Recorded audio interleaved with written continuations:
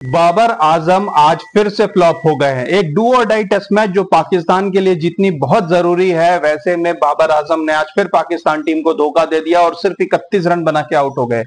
अब ये इनकी लगातार टेस्ट क्रिकेट में 16 इनिंग्स हो गई है जब उन्होंने हाफ सेंचुरी नहीं बनाई है। 8 टेस्ट मैचेस हो चुके हैं जब उन्होंने एक हाफ सेंचुरी तक नहीं बनाई है और अब ये स्ट्रीक इतनी बढ़ गई है कि it's a case of concern now. अगर पाकिस्तान ये मैच हार जाती है तो मेरे ख्याल से बाबर आजम शायद शायद इंग्लैंड सीरीज के लिए सेलेक्ट भी ना हो।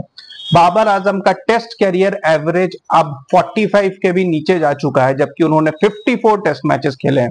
उस 54 टेस्ट मैचेस में से 18 यानी 1/3 टेस्ट मैचेस उन्होंने पाकिस्तान में खेले हैं, जो इस वक्त वर्ल्ड में undoubtedly best batting pitches produce कर रहा है। जितने रन्स पाकिस्तान में बनते हैं, रावलपिंडी पिच को तो एग्जाम्पल दिया जाता है बेस्ट बैटिंग पिचेस का, और वैसे कंडीशंस में खेलते हुए एक टेस्ट एवरेज बिलो 45 एक बहुत ही ऑर्डिनरी नंबर से, आई वुडंट से कि ordinary numbers in the sense it's still a good average of around 45, but अगर आप उन्हें ग्रेट प्लेयर्स से कंपेयर करो तो आई थिंक ये एवरेज 50 के ऊपर या 50 के आसपास होनी चाहिए थी।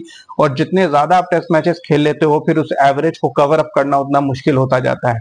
आज सिचुएशन जब बाबर आजम बैटिंग करने आए तो काफी अच्छी थी। 107 फॉर 2 यानी कि ओपनिंग पेयर ने इंश्योर किया था कि पहला विकेट गिरने के बाद उन्होंने न्यू बॉल को निगोशिएट किया था। कंडीशन सेटल डाउन हो चुकी थी। पहले टेस्ट में जब वो 0 पे आउट हुए तो फिर भी ऐसा कहा जा रहा था कि शायद अभी पिच थोड़ी ग्रीन थी, अभी बॉल स्विंग हो रही थी और बाबर आजम एडजस्ट नहीं कर पाए। लेकिन इस इनिंग्स में इस तरीके का कोई भी बहाना नहीं बनाया जा सकता। एक 107 रन की पार्टनरशिप हुई थी।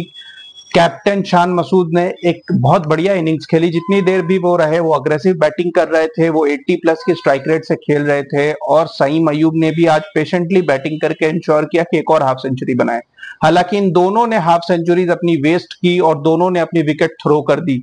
उसके बाद बाबर आजम के पास एक अच्छा मौका था सेटल डाउन करके पाकिस्तान टीम को एक अच्छे टोटल तक पहुंचाने का, लेकिन बाबर आजम की इनिंग्स में काफी, अगर आपने वो इनिंग्स देखी हो तो काफी स्क्रैची इनिंग्स थी। आउट होने से ठीक 2 ओवर पहले भी उन्होंने एक एज किया था जो स्लिप से थोड़ा वाइड गया था, और उसके अगले ओवर में वो फिर एलबीडब्ल्यू हो गए शाकिब अल हसन की बॉलिंग पे।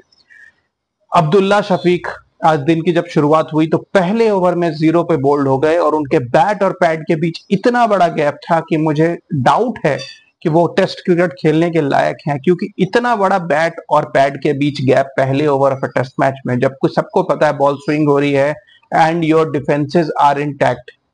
वो आउट हुए, लेकिन उसके बाद जैसा मैंने कहा साइम अयूब और शान मसूद ने इनिंग्स को संभाला, लेकिन दोनों ने अपनी विकेट थ्रो की। जहां शान मसूद फिर भी थोड़ा आप कह सकते हो एलबीडब्ल्यू हुए, वो एक डिसीव हो गए, सईम अयूब ने आगे बढ़ के स्लॉक करने की कोशिश की after scoring 50। Now this is the change of mindset which Pakistan needs right now. 50 बनाना मतलब आप अगले टेस्ट मैच के लिए इंश्योर हो गए हो, लेकिन क्या ये आपकी टीम के लिए जरूरी था? क्योंकि उसके ठीक पहले शान मसूद आउट हुए थे। 107 फॉर 2 से 122 पे 3 हो गई, और फिर आए एशियन ब्रैडमैन। कौन? शाहिद शकील। क्यों कहा जाता है उन्हें एशियन ब्रैडमैन, आपको बता दूं। 20 इनिंग्स में 1000 रन कर लिए तो वो ब्रैडमैन हो गए ना। अरे भाई पाकिस्तान के हिसाब से तो हो गए ना, कैसी बातें करते हो यार आप लोग भी। हाँ, ऑस्ट्रेलिया में उनसे रन नहीं बने थे तो किस पाकिस्तानी से बनते हैं, आप समझा करो। वो ब्रैडमैन माने जाएंगे, बस बात खत्म हो गई। आप लोग यार जलते रहते हो, क्या हो गया वो एशियन ब्रैडमैन। हाँ तो भाई साहब एशियन ब्रैडमैन आए और 16 रन पे तस्कीन अहमद की बॉल पे बोल्ड हो गए। ब्रैडमैन भी बोल्ड हो सकते हैं, इसमें कोई गलत बात नहीं है। ये आप लोग बहुत मजाक उड़ाते हो यार, ये सही नहीं है।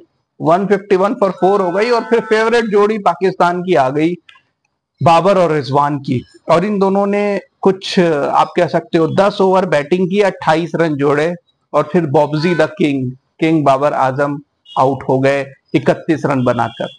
उसके पहले मैच से पहले एक और इंटरेस्टिंग चीज हुई। 12 मेंबर स्क्वाड में से एक प्लेयर को ड्रॉप करना था, और वो जो मेंबर ड्रॉप हुए वो थे नसीम शाह। जी हाँ, ये वही नसीम शाह हैं जिन्हें कुछ ही दिन पहले बॉब्जी द किंग ही कह रहे थे कि उससे बड़ा फास्ट बॉलर आज तक पैदा ही नहीं हुआ, वो नंबर 1 फास्ट बॉलर है। मैं तो जसप्रीत बुमराह से भी ऊपर रखता हूं नसीम शाह को।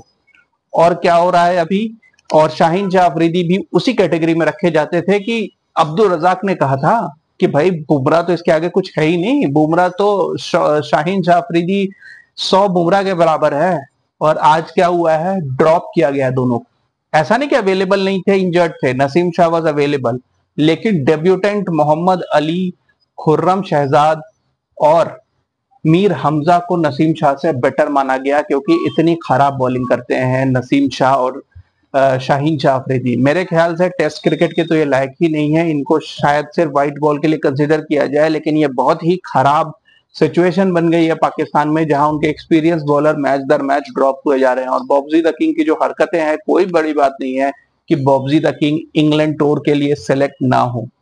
Seriously considering this current performance, अगर उनको सेलेक्ट किया जाएगा तो सिर्फ उनकी रेफरेंसेस, क्योंकि मोहसिन नकवी साहब उनके बहुत बड़े फैन हैं, तो शायद उस फैंडम में उन्हें मौका मिल जाए। लेकिन अगर शाहीन शाह अफरीदी को खराब परफॉर्मेंस के लिए ड्रॉप किया जा सकता है, तो यहाँ एक भाई साहब ने 8 मैचेस से 50 नहीं बनाई।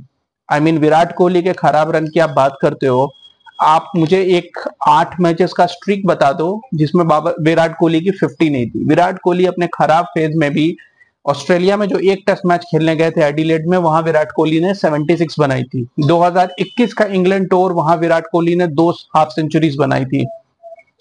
उसे फिर भी खराब माना गया था, क्योंकि विराट कोहली ने ऐसे स्टैंडर्ड सेट किए हुए हैं कि 2 हाफ सेंचुरी बनाने को वो खराब माना गया था। लेकिन उसके अलावा भी 40s के कुछ स्कोर थे एक आधे, मतलब 50s आ रहे थे, 100s नहीं आ रहे थे, वो था खराब स्ट्रीक। लेकिन यहाँ तो 41 की हाई स्कोर से 8 टेस्ट मैच हो चुके हैं, 1.5 साल से 50 नहीं लगी, और आप बात कर रहे हो कि इन्हें इंग्लैंड टूर में खिलाया जाए। I think it's a time for serious reconsideration. अगर पाकिस्तान को बॉटम से उठना है तो वर्ल्ड टेस्ट चैंपियनशिप में। मैच का एनालिसिस आएगा दिन खत्म होने के बाद। Keep watching guys, thank you.